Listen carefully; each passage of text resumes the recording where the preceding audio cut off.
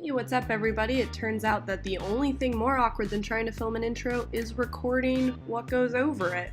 This is a semi-requested fall-themed makeup tutorial, pseudo get ready with me. I'm not professional, I don't entirely always know what I'm doing, but people really seem to like my makeup, so here we go. Things you're not going to see in this tutorial are like primer or general taking care of your face, but here we go anyway. Starting off, in the summer I only wear concealer, I don't really wear foundation, so just kind of kicking it in there, trying to cover up a couple blemishes or anything. Honestly, I think I even forgot to put lotion on, but cover up a couple spots, show off the freckles.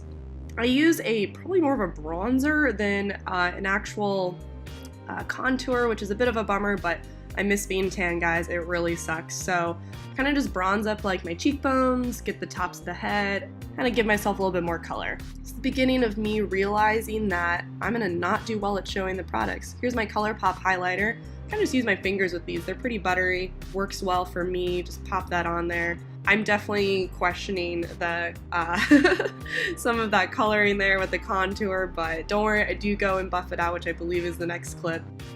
Yep, here we go. Just use some CoverGirl and kind of smooth that out because it's a little bit harsh, a little bit much, but sounds about right. I'm pretty new to contouring. And oh, yeah, that actually happened. With eyebrows, I've really kind of shrunk down my process, and right now I just use a pencil and then kind of fill in a couple of the spots and then pop in there with a spoolie brush, smooth it out, blend it out, do that whole shebang. Look, a successful product shot. It's the only one in this entire tutorial. I prime my eyes with the NYX primer, helps that color pop and also stay on. Using a fluffy brush, which is the best way to kind of blend out, I'm going to use these two different colors. And yep, there's the second one. And I kind of just go in, pop in that crease, and this is going to be the blending shade that I use to kind of blend into with my other colors. I also drop it down below the eye because I love me some smoky, overdone eyes. Here's my crease shade. Pretty much just find a darker color and pop it in there, and it's going to blend in just below that kind of fluffier shadow that you used.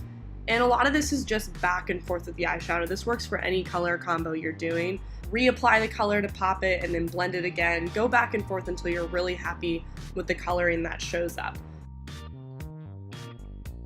Oh, yeah, kind of missed it. I'm doing some darker shades now. There we go, popping it in that corner. And gonna kind of add a little bit of dimension into there. There's the much darker one. Really in that corner just adds that depth back there that I really love in a smoky eye. Popping it under the eye as well. And while you're blending, you sometimes lose some of the effects of the color, so it's always good to pop some back in, re-blend out the shades, add a little bit more color, and here's gonna be another product fail.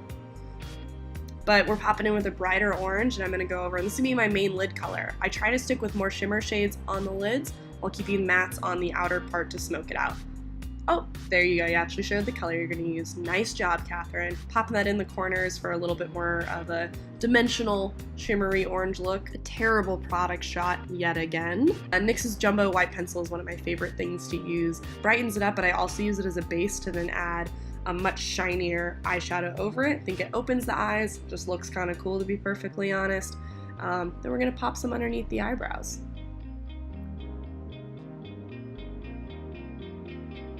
And here's the part that of all the things I messed up in getting in focus was the eyeliner. What I try to do when it comes to this with liquid liner is I start halfway through my eye and I pretty much figure out the height that I want when it comes to the whole wing.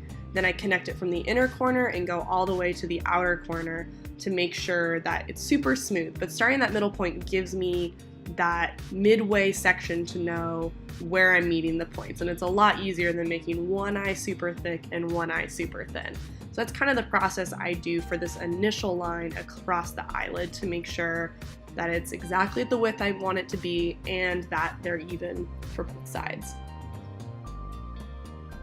Now the bummer is, while I was also doing this, I couldn't keep my face away from the mirror, so what you're gonna actually miss out is me drawing and connecting the lines at the end. What I first do is I create a line going from the bottom of my eye and then connecting towards my eyebrow at the end of it, and then I connect that middle section that I first made and swoop it on out. Kind of missed the most important part of a wing tutorial. Curling the lashes, doing the mascara, the usual. I don't have any good tips about mascara. I probably do it wrong, actually. And we're gonna finish off with the lips. If I'm doing a day-to-day look, just like if I'm like, oh, I'm about to go to work, this is the lipstick I would use. It's NYX Lingerie, kind of like a Your Lips But Better. Let's make it a little bit more fall. We're gonna take that off and actually use one of my favorite darker red lipsticks, and it is from Lime Crime. Don't remember the name, should have checked before recording. And we're gonna pop that on there. It's one of their velveteens, and so it dries nice and matte. I don't think I let it sit to be matte, but it is matte, it's really nice, and it stays on. There we go. Hopefully this helped kind of break it down. It's super fast, super quick, but in a gist, this is what I do. So, bye!